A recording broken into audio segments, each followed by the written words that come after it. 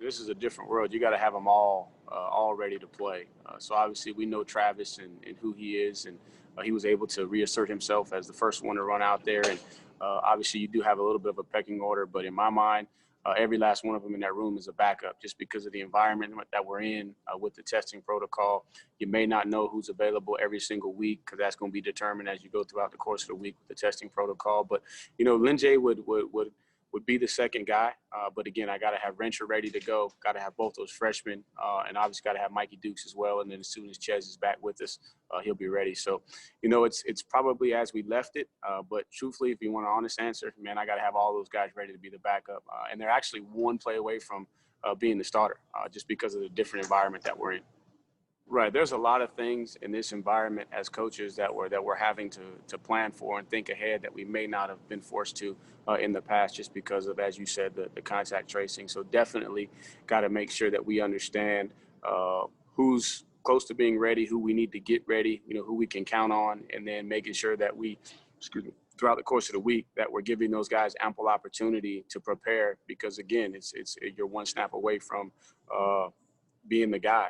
And we all know that the expectation is not going to change regardless of the circumstances around the current environment in college football. So we just got to have our guys ready. We got to be planning. We got to be preparing. We got to do a great job in our meetings. We got to do a great job with our game plan.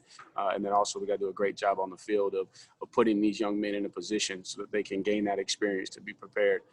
Should, Kobe Pace, or DeMarcus Bowman ends up being the guy for some unforeseen reasons down the road.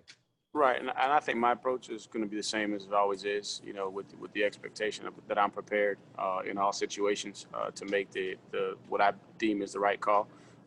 Jeff's involvement was more in between series with the communication, which I feel confident that Coach Streeter is going to be able to perform that role as well, and give me good information as it relates to the passing game between series. And then, Coach Sweeney's involvement is always going to be the same, regardless of whether it's myself or me and Jeff doing it. So my expectation is to be prepared, as I always had, to be able to call the game in all situations, but at the same time too, be prepared to have Coach Streeter and Coach Sweeney being able to bounce ideas off of in between series.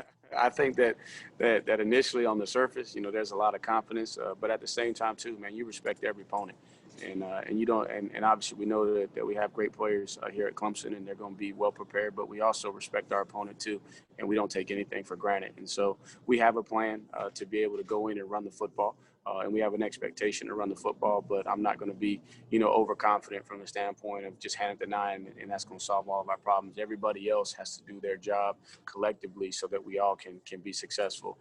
But the confidence that I would have is that I know that he's been there. And so regardless of the situations, regardless of the environment, up at Wake Forest, however it turns out, on Saturday night, it won't be something that overwhelms him. So that's probably the confidence level that I have, but would never be overconfident and discredit our opponent thinking that we'll just be able to hand the ball off and that'll solve all our problems. Now, we got to go earn it on the field, and they're going to be dead set on trying to stop the run.